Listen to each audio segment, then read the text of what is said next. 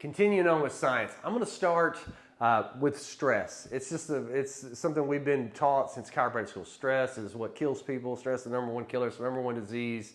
I'm going to show you how it relates inside of your practice. Most of our patients, they're stressed. And I'm not like mental stress. I'm talking about they're stuck in a fight or flight driven reality. They are sympathetic dominant. The kids you serve are in sympathetic dominance. They're dumping cortisol and adrenaline and norepinephrine, which drive their reality. And we're going to take those three hormones and we're going to run with all the different symptoms and presentations that you get inside of your office. And then we're going to back build that into subluxation or stuck, fixated, can't move, stress on the nervous system. So we'll just say there's three types of stress. We all know this from chiropractic school. There's emotional stress, there's death, there's loss, there's betrayal, there's divorce, there's all the middle, job, money, financial, all those things. We know what chemical stress are.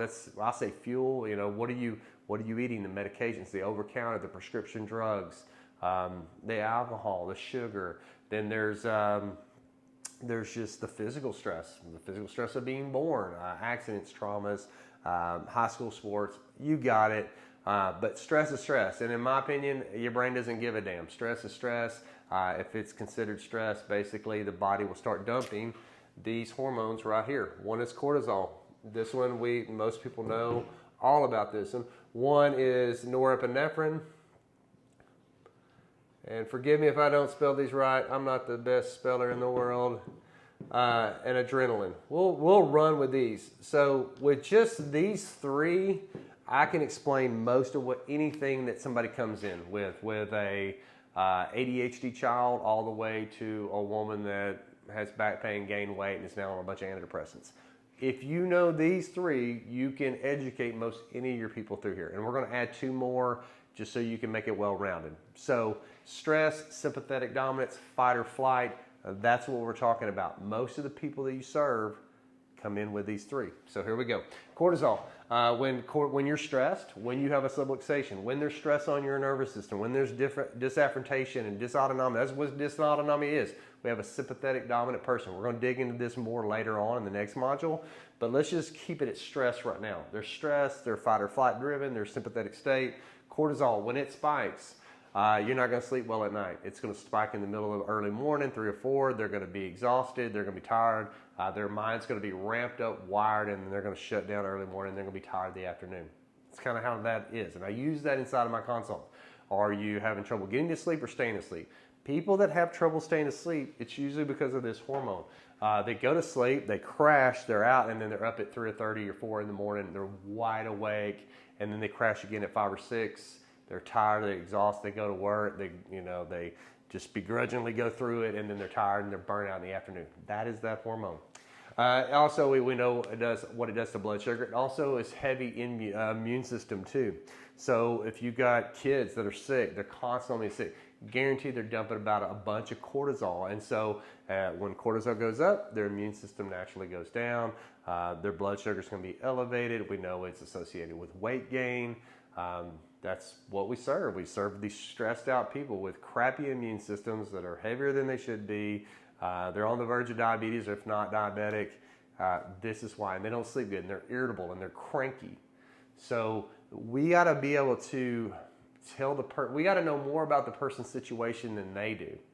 That's what creates credibility, right? So when we talk about this, that we need to talk in a way, and they're like, aha, the light bulb goes off. If your science, if your education doesn't make the light bulb go off, and it doesn't make sense, and it's not simple, it's going to be harder for you to convert. It's going to be harder for you to grow that referral practice that we all want.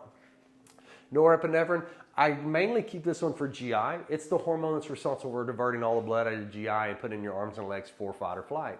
And so guess what happens when your baby's dumping a bunch of norepinephrine? They're going to be colicky.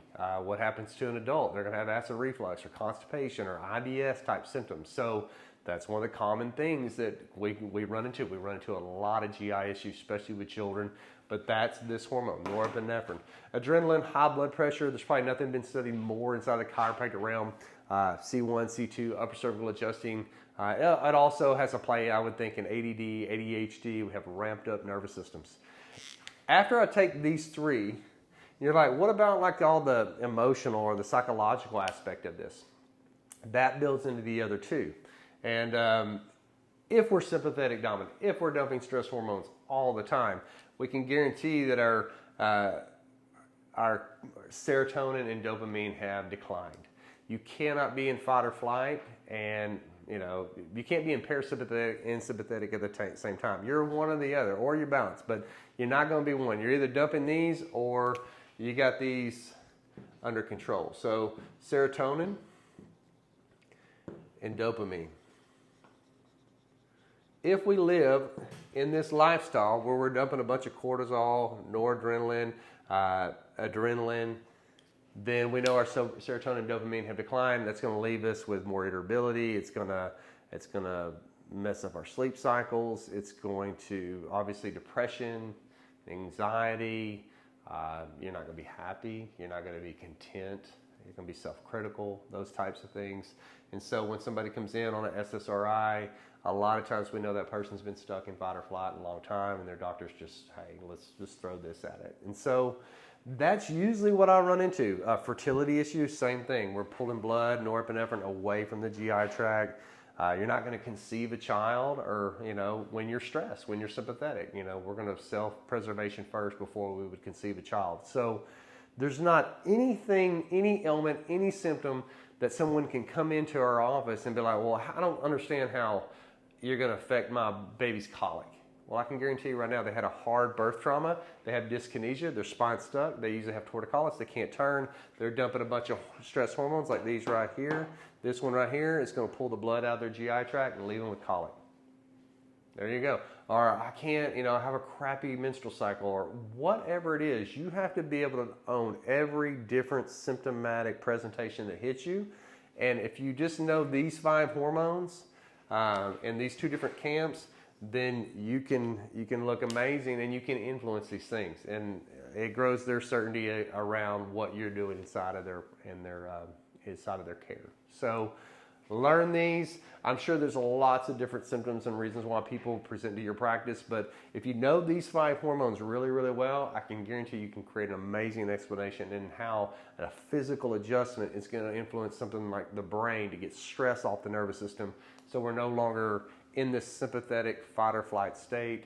I'm going to give you a quick algorithm or an algorithm here in just a second, a formula, if you will, to kind of put this into perspective, because our job is to get stress off these nervous systems. It's to take somebody out of this sympathetic dominant state, make an autonomic shift to something that's more desirable, not necessarily parasympathetic, but we want those autonomic nervous systems to be balanced. So if we can take somebody out of this sympathetic state, then we can expect healing. And that's what we're after. We want our patients to get better. In order for them to get better, we have to get stress off them. We have to have an amazing adjustment that improves proprioception and movement and lets the brain be more conscious or just aware of where it's at in space, and so it can make better decisions in bringing about healing and change. And so if you can make those shifts happen with your adjustments and your movement, we know that we can balance this autonomic nervous system and we can expect miracles at that point. And so get this down, go through these hormones, kind of know what they're responsible for, do your own research, but there should be nothing that you can't explain in how chiropractic influences it, way I just described to you right here. All right, we'll see you on the next one.